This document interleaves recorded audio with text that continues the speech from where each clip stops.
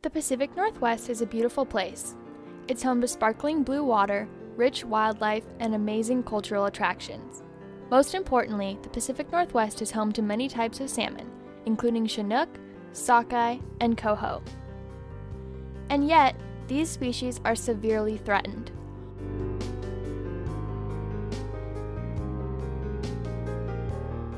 While climate change affects all different species across the world, salmon are on the front line and already bearing terrible effects.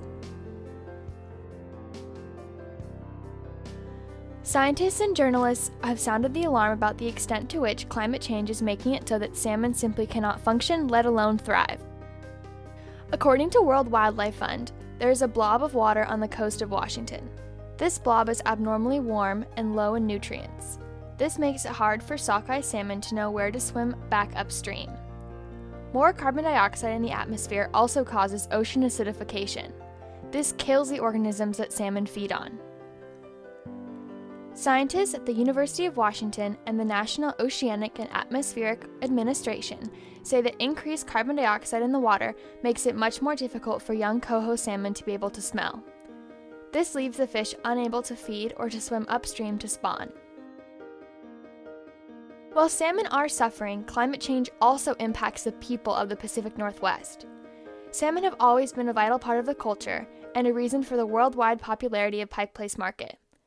If salmon populations are diminished, workers in the fishing industry and the tourism industry will lose their jobs.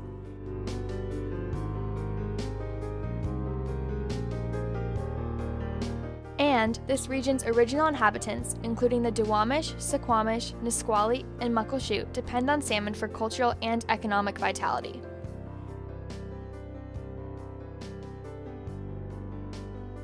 Caring for our salmon is nothing new. Late tribal elder and civic activist Billy Frank said, "Our economy was built around salmon. We're trying to bring them back, to make that economy come to life within our tribes." The United States Conference of Catholic Bishops says that care for God's creation means that we are, quote, called to protect people and the planet, living our faith in relationship with all of God's creation, end quote.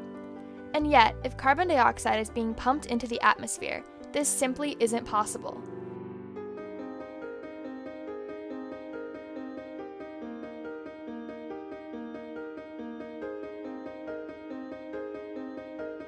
Each day, as more greenhouse gases are pumped into the atmosphere, more salmon are unable to thrive or even simply live. While this is a terrible situation, you can help to create change. Join Seattle Youth Climate Action Network and attend the Youth Climate Action Summit in October. Drive to Olympia and meet with your local senator or representative. Dispose of household chemicals such as motor oil, antifreeze, pesticides, and paints properly. Become an informed consumer by conserving water and energy and by being wary of what kind of salmon you're eating.